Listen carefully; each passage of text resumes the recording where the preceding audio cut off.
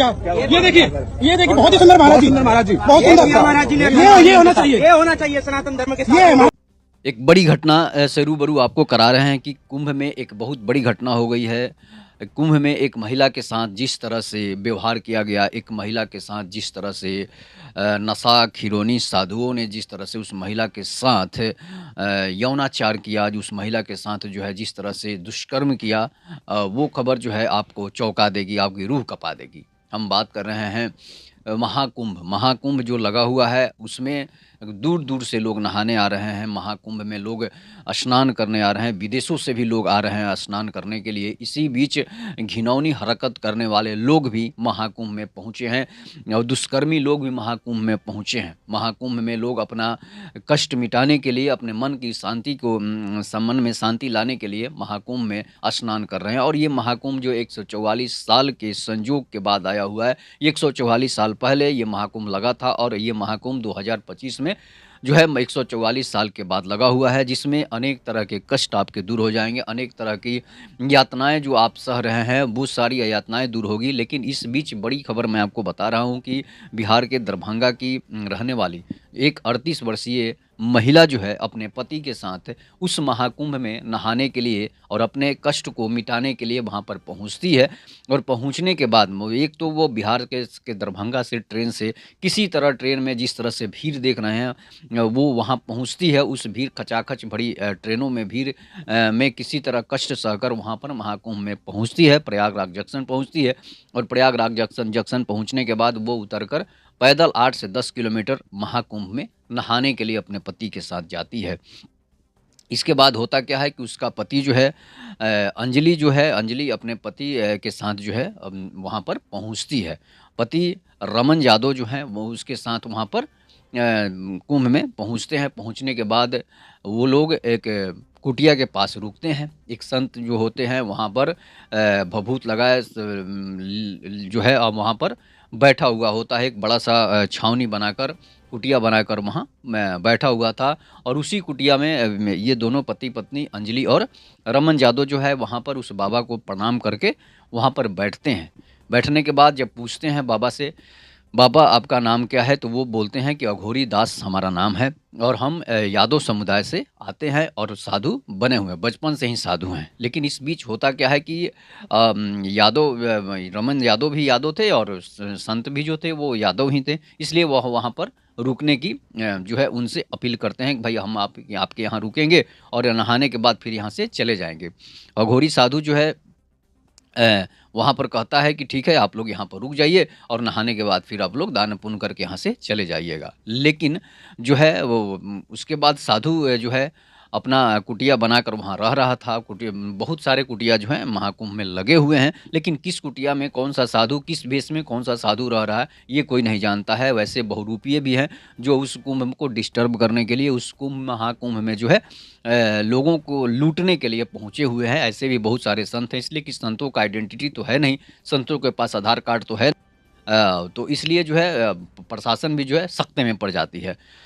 इस बीच जब वहाँ पर पहुँचते हैं शाम धीरे-धीरे जो है 12-1 बज रहा होता है, तब तक वहाँ पर जो है नहाने के लिए लोग निकलने लगते हैं। नहाने के लिए जब निकलते हैं लोग तो नहाकर धीरे-धीरे लोग अपने-अपने गंतव्य स्थान तक पहुँचते हैं। उसके बाद जो है अंजलि यादव अपने पति को बोलती है कि आप यहीं पर रहिए और हम नहाकर आते हैं। उसके बाद क्या होता है कि वहाँ से वो नहाने के लिए निकल पड़ती है और उसका पति जो है अपने सामान के उसके जो कपड़े थे वो वहाँ पर रखे हुए उसी कुटिया के पास बैठे हुए थे। इसके बाद अंजलि जो है नहाने के लिए कुंभ में जाती है। संगम में जो है जो संगम लगता है तो गंगा जमुना सरस्वती नदियों का मिलन होता है, वहाँ पर नहाने के लिए वो चली जाती है। उसके बाद इनका पति जो है पति सामान को जो है अलग जो है एक जगह पर जाकर रख देते हैं, थोड़ा-सा दूर वहाँ से चलकर रख देते हैं। लेकिन करोड़ों की भीड़ जहाँ पर पहुँचती है, वहाँ पर आप पलक झपकते गायब हो सकते हैं। पलक झपकते जो है आप वहाँ से इधर-उधर हुए तो फिर समझिए कि आपको खोजना, ढूँढना मुश्किल हो जाएगा। इसके बाद उनका पति जो है एक जगह कोई कुटिया खाली थी, वहीं पर वो रुक जाते हैं। अपने सामान उठाकर उस संत का घोड़ी दास के पास से वहाँ पर उठाकर अलग कुटिया में बैठ जाते हैं। सोचते हैं कि यहाँ पर कोई है नहीं, कंबल उम्बल की व्यवस्था है, इसलिए यहाँ पर बैठते हैं और अंजलि आएगी तो फिर हम नहाने यहाँ से चले जाएंगे, कपड़े बदलने के लिए वहाँ पर यहाँ पर आसान है। उसके बाद वहाँ पर रुक जाते हैं और अंजलि जब नहाकर 1 डेढ़ घंटे के बाद वहाँ से लौटती है तो देखती है कि पति जो है यहाँ पर नहीं है। साधु जी से पूछती है कि गौरीदास से पूछती है कि भाई आप पति जो है रमन कहाँ चले गए? तो वो बोलती है कि आपका कपड़ा लेकर किसी और कुटिया के पास चले गए होंगे या फिर कहीं चले गए होंगे, जिसकी वजह से वो यहाँ पर दोबारा अभी आए नहीं हैं। आप कुटिया में बैठिए, तब तक वो आ जाएँगे। अंजलि जो थी नहाकर कपड़े वहाँ पर बदलने के लिए तो मौके नहीं मिल रहे हैं, वहाँ पर इतना भीड़ है नहाने के लिए कि फिर कपड़े कैसे बदल सकते हैं, इसलिए वहाँ पर जैसे नहाकर कपड़े भीगे कपड़े में ही वहाँ पर आ जाती है। और साधु जो है वहाँ पर अपना धुनी रमाए हुए था, बैठे हुए था। और इसके बाद जो होता क्या है कि साधु जो है अपना वेश जो है अलग तरीके से अलग अलग डिजाइन बहुरूपीय बनाए हुए था। इसके बाद अंजलि को बोलता है कि आप यहीं पर रुको, हम आपके पति को ढूँढ कर लाते हैं। इसके बाद अंजलि जो है वहीं पर बैठ जाती है कुटिया में। साधु जो है आग जलाकर तप ताप रहा था, तो वह ठंड का मौसम होता है कुंभ के समय में, आप लोगों को ही पता है। तो इसलिए जो है अब उस आग को उस अपना शरीर को सेकने लगी, गर्म करने लगी। उसके बाद उसके कपड़े जो है शरीर से सटे हुए थे। तो फिर इसके बाद वो ढूँढ कर आता है, 10 मिनट के बाद आता है और कहता है कि आपका पति जो है अभी नहीं मिल रहा है, लेकिन 1-2 घंटे में वो कहीं होंगे तो आ जाएँगे। उनको पता जब चलेगा कि नहा कर आ गई होगी अंजलि, तो वहाँ पर वो पहुँच जाएँगे। उसके बाद क्या होता है कि अब साधु की नज़र जो है साधु तो बहुरूपीय था, इसलिए उसकी नज़र गलत नज़र जो है अंजलि पर पड़ने लगती है और वो अंजलि को बार-बार घूरने लगता है। और अंजलि बोलती है कि भाई अब हम यहाँ से निकलते हैं, लेकिन जाएँ तो जाएँ कहाँ? मोबाइल भी फ़ोन भी जो है दोनों उसी बैग में था और कपड़ा भी जो था उसी बैग में था। इसके बाद जो है वहाँ से वो कपड़े अब पहने तो कैसे पहने? अब साधु के पास तो कपड़ा था नहीं। उसके बाद क्या होता है कि वो साधु की नज़र गलत नज़र पड़ने लगती है। इसके बाद साधु बोलता है कि बेटी मेरे पास तो कपड़ा है नहीं, लेकिन हम तुम्हें खाने के लिए कुछ चीज़ दे सकते हैं। उसके बाद वो उसे एक सेव खाने के लिए देता है, फल देता है खाने के लिए। अंजलि उस फल को खाने लगती है। खाते-खाते साधु बातों-बातों में कहता है कि तुम जो है निसंतान हो, दंपति जो है तुम दोनों निसंतान हो, तुम्हारे बच्चे नहीं हैं और जो है इस फल को अगर खाओगी तो तुम्हारे बच्चे जो हैं 6, 7, 9 महीने के बाद जो है बच्चे हो जाएँगे।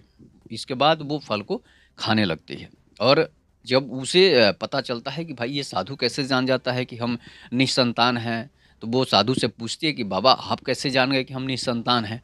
साधु तो समझ गया था कि ये दोनों सिर्फ पति और पत्नी 38 साल की उम्र में यहाँ आए हैं, इसका मतलब है कि इनके बच्चे नहीं हैं। इनके बच्चे अगर होते तो साथ ज़रूर होते, 1-2 बच्चा तो ज़रूर साथ होता। इसलिए साधु जो है सोच लेता है, उसकी मानसिक संतुलन जो है ठीक थी और वो सोच लेता है कि ये ऐसा हो सकता है। इस अंदाज़ पर अपना तीर चला देता है और तीर जो है सटीक लगती है।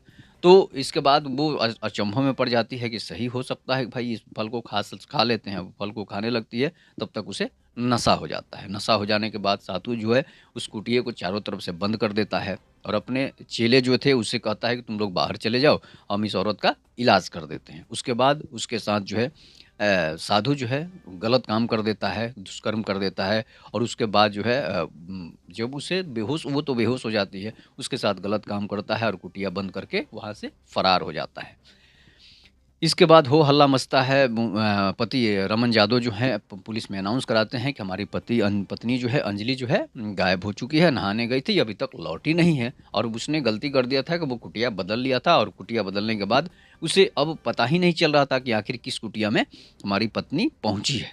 तब इसके बाद अनाउंस होता है, कुटिया में सभी जगह खोजा जाता है, तो अंजलि अचेतावस्था में जो है कपड़े उसके तन पर नहीं थे और उस अवस्था में मिलती है जिस अवस्था में लगता है कि उसके साथ दुष्कर्म हुआ है। तो पति अचानक गड़बड़ा जाते हैं, देखते हैं उसे, जब पता चलता है पहुंचते हैं तब तक जो है उसकी तबीयत काफ़ी बिगड़ चुकी थी। उसे हॉस्पिटल ले जाया जाता है और हॉस्पिटल ले जाने के बाद जब जब पता चलता है कि भाई इसके साथ गलत काम हो गया है, इसके बाद फिर से लोग वो कुटिया में पहुँचते हैं और उस साधु को काफ़ी ढूंढा जाता है और वो साधु अघोरी दास जो है फिर से एक दूसरी कुटिया बदल चुका था, उस कुटिया में मिलता है और दूसरा रूप बना लेता है। उस समय वो दाढ़ी मूंछ में था, उस समय उसके बाद वहाँ पर जब पहुँचता है तो उस कुटिया में अपना दाढ़ी जो है छिलवा चुका था और मूंछ रखा हुआ था। उसके बाद उसकी खूब कुटाई होती है, पिटाई होती है, लात घूंसों की बरसात हो जाती है। इसके बाद कुछ साधु को अरेस्ट कर लिया जाता है। तो इस तरह की घटनाएँ जो है भीड़-भाड़ इलाकों में ज़्यादातर होती है, इसलिए ये कहानी जो है मैं आपको बताया हूँ और इस कहानी को आप लोग ज़्यादा से ज़्यादा शेयर कीजिएगा ताकि सभी लोगों तक जो है ये कहानी पहुँचे और उन लोगों को जागरूक करने की आवश्यकता है, जो लोग अनजान हैं, नादान हैं। अंजलि तो अनपढ़ थी, इसलिए साधु की बातों में आ जाती है, लेकिन पढ़े-लिखे लोगों को ऐसा नहीं होना चाहिए, चाहे वो अनपढ़ हो, चाहे जाहिल हो, चाहे पढ़े-लिखे गँवार जो हैं जिससे गँवार लोग हों, उन लोगों को भी ये वीडियो शेयर करनी चाहिए ताकि उन लोगों तक पहुँचे और वो लोग भी देखकर इस वीडियो से जागरूक हो जाएँ कि दोबारा ऐसी गलती नहीं हो। इसलिए कि संत के भेष में जो है मारीच और सुबाहु ही घूम रहे होंगे। इसलिए कि आपने देखा होगा कि रामायण में किस तरह से जो है साधु के भेष में मारीच आ जाता है। इसलिए जो है सुबाहु आ जाते हैं हिरावन बहुत सारे ऐसे राक्षस थे जो साधु संत के भेष में घूम रहे होते हैं। तो कालनेमी जो है जिस तरह से साधु के भेष में आया था। तो इस तरह से बहुत सारी ऐसी घटनाएँ हो जाती है। इस घटना पर आपको अमल करने की ज़रूरत है और इस वीडियो को ज़्यादा से ज़्यादा शेयर करने की ज़रूरत है। तब तक के नमस्कार। जय हिंद, जय भारत, जय श्री राम।